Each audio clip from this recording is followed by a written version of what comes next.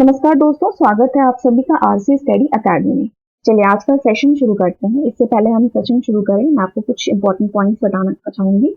सबसे पहली बात तो आप वीडियो को जब देख रहे होते हैं तो साथ में शॉर्ट नोट्स जरूर बनाएं। इसके क्या फायदे होंगे देखिए, मैं आपको पीडीएफ तो जरूर प्रोवाइड करूंगी लास्ट में, बट अगर आप साथ के साथ शॉर्ट नोट्स बनाते हैं खुद से, देखिए लंबे लंबे क्वेश्चन लिखने की जरूरत नहीं है आपको, सिंपली शॉर्ट फॉर्म में आपको लिखना है। उससे क्या होगा, खुद का लिखा हुआ हमेशा हमें याद रह जाता है।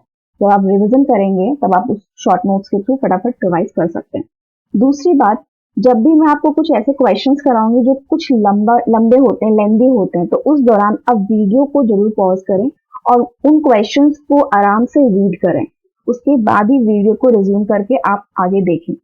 इससे क्या होगा कि आप क्वेश्चंस को अच्छे से समझ पाएंगे, क्योंकि लेंदी क्वेश्चंस देखते ही हमें लगता है कि बहुत ही बड़ा है, इसको स्किप कर देते हैं। नहीं, इससे क्वेश्चंस बहुत ही इंपॉर्टेंट क्वेश्चंस बनते हैं, तो आप उसको जरूर ध्यान रखें। थर्ड थिंग, आप प्लीज वीडियो को लास्ट तक देखें। उससे क्या होगा कि जो भी इंपॉर्टेंट, देखिए लास्ट तक नहीं देखेंगे तो जो इंपॉर्टेंट क्वेश्चंस आप उसको स्किप कर देंगे। एग्जाम में जो क्वेश्चंस हैं, कहीं से कुछ भी क्वेश्चन पूछा जा सकता है, हमें क्यों रिस्क लेना मार्क्स के लिए। चलिए अब शुरू करते हैं हमारा आज का सेशन। तो सबसे पहला सवाल देख लीजिए, which state has become the second state after Goa to be कोविड-19 फ्री। ध्यान दीजिए, गोवा के बाद कौन सा राज्य है जो कोविड-19 फ्री हुआ है। गोवा को पहला राज्य घोषित किया गया था, जो कि वहां पे कोविड-19 का केसेस अभी एज फॉर द रिकॉर्ड नहीं पाया जा रहा है। तो उसके बाद कौन सा राज्य है जिसमें कोविड-19 के केसेस अभी नहीं देखे जा रहे हैं, तो वो है मणिपुर।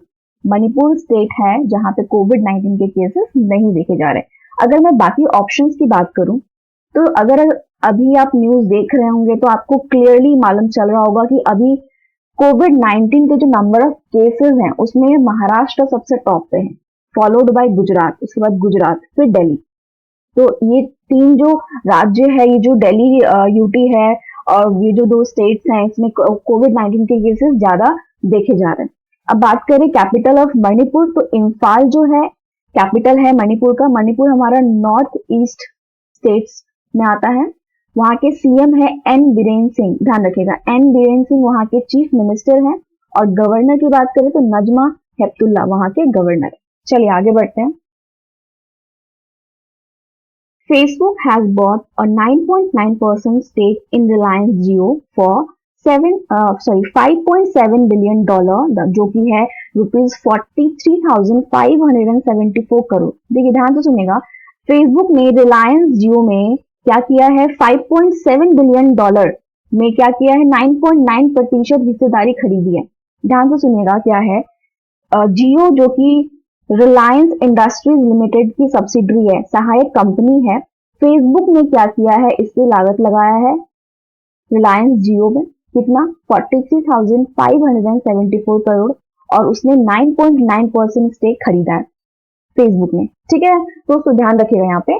और जो मुकेश अंबानी है वो है फाउंडर ऑफ रिलायंस जियो। तो क्वेश्चन यहाँ से भी पूछा जा सकता है। और जब फेसबुक की बात कर रहे हैं तो सीईओ ऑफ फेसबुक कौन है, मार्क जुकरबर्ग, ये है फेसबुक के सीईओ। चलिए आगे चलते हैं। हु हैज लॉन्च्ड मुख्यमंत्री कोविड-19 योद्धा कल्याण स्कीम फॉर कोरोना वॉरियर्स। ये बहुत ही इंपॉर्टेंट क्वेश्चन है, इसको समझने से पहले आप कुछ पॉइंट्स को ध्यान दीजिए, जरा इस स्कीम पे गौर फरमाएं। प्रधानमंत्री गरीब कल्याण package insurance scheme for health workers fighting कोविड-19। ध्यान दीजिए, ministry of health and family welfare ने 29 मार्च 2020 को एक स्कीम लॉन्च किया था, जिसका नाम था प्रधानमंत्री गरीब कल्याण package insurance scheme for health workers fighting कोविड-19। इसके अंतर्गत कौन कौन शामिल है, देखिए, जो भी हमारे पैरामेडिकल स्टाफ है, डॉक्टर्स हैं और जो भी हेल्थ वर्कर्स हैं, उनको इस स्कीम के अंतर्गत रखा गया है। कोविड-19 में काम करते हुए अगर उनके साथ कुछ भी होता है, हादसा होता है, उनकी मृत्यु होती है, तो उनको इस स्कीम के तहत 50 लाख से 22.1 लाख रुपीस तक प्रोवाइड दिया जाएगा। तो ये जो प्रधानमंत्री गरीब कल्याण पैकेज है, इसमें सिर्फ हमारे जो पैरामेडिकल स्टाफ है, डॉक्टर्स है, जो हेल्थ वर्कर्स है, उनको ही शामिल किया गया है। ठीक है दोस्तों, तो अभी जो ये मुख्यमंत्री कोविड-19 योद्धा कल्याण स्कीम है, इसमें ये जो है इसी का एक्सपैंडेड फॉर्म है। जो मध्य प्रदेश के जो चीफ मिनिस्टर है, मध्य प्रदेश के चीफ मिनिस्टर ने क्या किया, इसी स्कीम को एक्सपैंड करके बनाया है मुख्यमंत्री कोविड-19 योद्धा कल्याण स्कीम फॉर कोरोना वॉरियर्स, जिसमें कि जो पैरामेडिकल स्टाफ, डॉक्टर्स और जो हेल्थ वर्कर्स हैं वो तो होंगे ही होंगे, उसके अलावा बाकी के जो भी वॉरियर्स हैं, बाकी के जो भी कोविड-19 के दौरान काम कर रहे हैं और उनके साथ भी कुछ अनहोनी होता है, तो उनको भी इस स्कीम के तहत 50 लाख रुपीज प्रोवाइड कराया जाएगा। जैसे कि आंगनवाड़ी वर्कर्स हो गए, पुलिसमैन हो गए, आर्मी हो गया, जो भी हमारे फ्रंट लाइन पे है। इस टाइम पे सिर्फ डॉक्टर्स ही नहीं है जो फ्रंट लाइन पे है, जो ट्रीट कर रहे हैं, मीडिया पर्सन हो गए, वो भी फ्रंट लाइन पे है, पुलिसमैन, आर्मी, आंगनवाड़ी वर्कर्स, ये सारे फ्रंट लाइन पे बिना कुछ सोचे हमारे लिए वर्क कर रहे हैं। तो इन सबको भी क्या किया गया है, प्रधानमंत्री कोविड-19 योद्धा कल्याण के तहत रखा गया है। तो किस गवर्नमेंट ने इसको लॉन्च किया है? मध्य प्रदेश गवर्नमेंट ने लॉन्च किया है। वहां के चीफ मिनिस्टर है शिवराज सिंह चौहान, ध्यान रखिएगा। और अगर हम बात करें ministry of health and family welfare की, तो इनके मिनिस्टर कौन है? डॉक्टर हर्षवर्धन, ध्यान रखिएगा, डॉक्टर हर्षवर्धन है मिनिस्टर। अब आपसे क्वेश्चन कि डॉक्टर हर्षवर्धन किस कॉन्स्टिट्यूएंसी से बिलोंग करते हैं, प्लीज कमेंट बॉक्स में जरूर बताएं। चलिए आगे बढ़ते हैं। What is the rank of India out of 180 countries in reporters without borders world press freedom index 2020? पहले समझिए वर्ल्ड प्रेस फ्रीडम इंडेक्स है क्या। एक सर्वे किया जाता है कंट्रीज के बीच में कि किस कंट्री में कितना फ्रीडम दिया गया है, जो मीडिया पर्सन है, प्रेस को कितना फ्रीडम दिया गया। तो इसी के तहत 180 कंट्रीज को सर्वे किया गया, 180 कंट्रीज को सर्वे किया गया और उसके तहत सभी कंट्रीज एक रैंकिंग बनाई गई। तो उस रैंकिंग में हमारा जो देश है भारत किस रैंक में है? तो 142 उसका रैंक है, इंडिया का रैंक 142 है according to world press freedom index 2020 में इंडिया का रैंक है 142।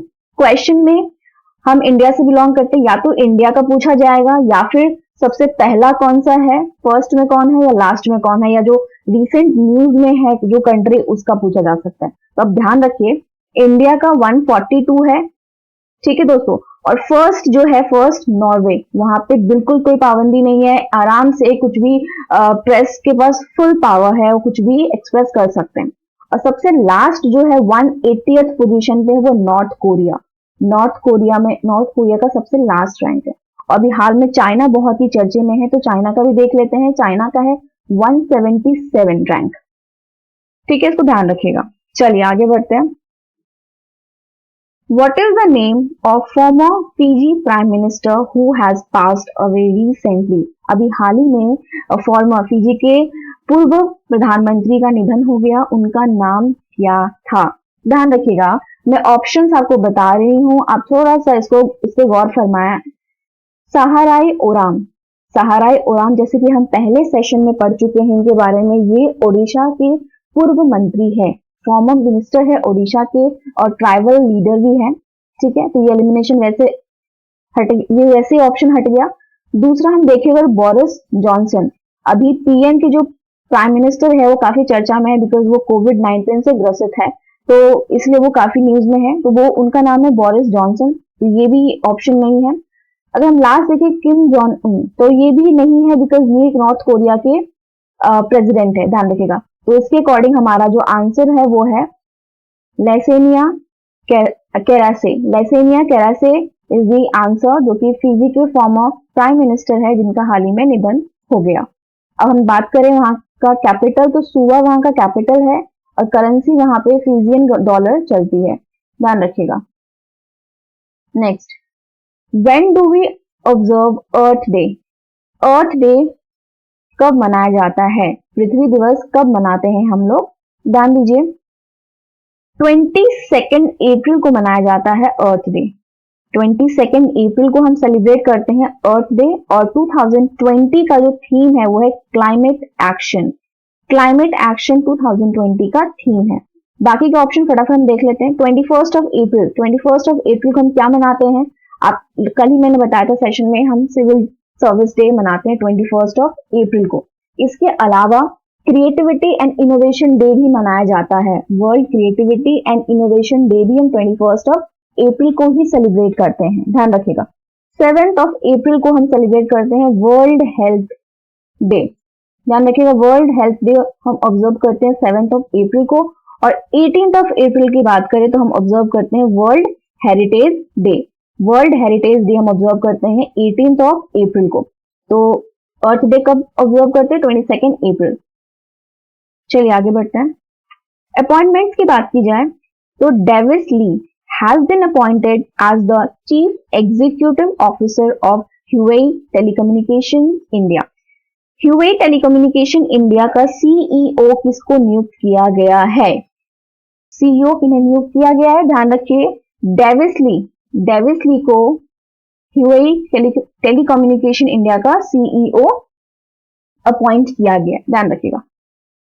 अगला देखिए, the union cabinet in its meeting held on 22nd April 2020 has approved promulgation of an ordinance to amend the Epidemic Disease Act 1897 to protect healthcare service personnel and property including their living working premises against violence during epidemics. The president has given his assent for promulgation of the ordinance। देखिए बहुत ही लंबा चौड़ा है, आपको लग रहा होगा कि कुछ समझ में नहीं आ रहा है।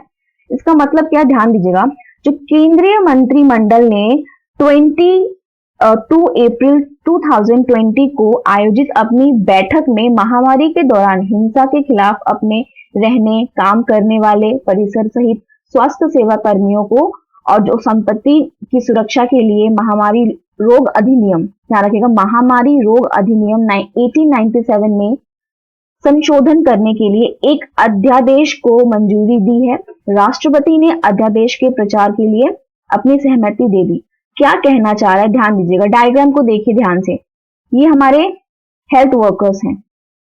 अभी क्या चल रहा है, कोविड-19 के इस मुश्किल भरे समय में भी जो हमारे डॉक्टर्स हैं उनके साथ बहुत ही मतलब उनके साथ असॉल्ट हो रहा है, उनके ऊपर हमला किया जा रहा है। तो इस टाइम पे जो हमारे मेडिकल स्टाफ है उनका जो एक मनोबल है वो खुद ब खुद ही गिर रहा है, क्योंकि उनको कोई सपोर्ट नहीं मिल रहा है।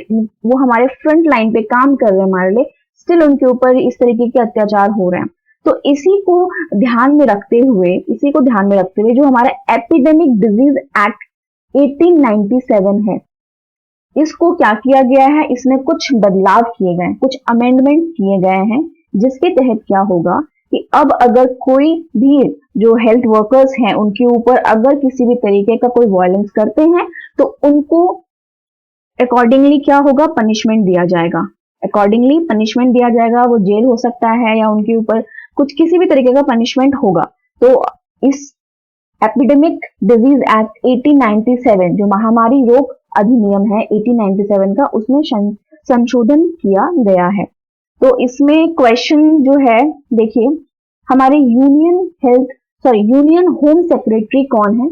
अजय भल्ला हमारे यूनियन होम सेक्रेटरी है, ध्यान रखिएगा।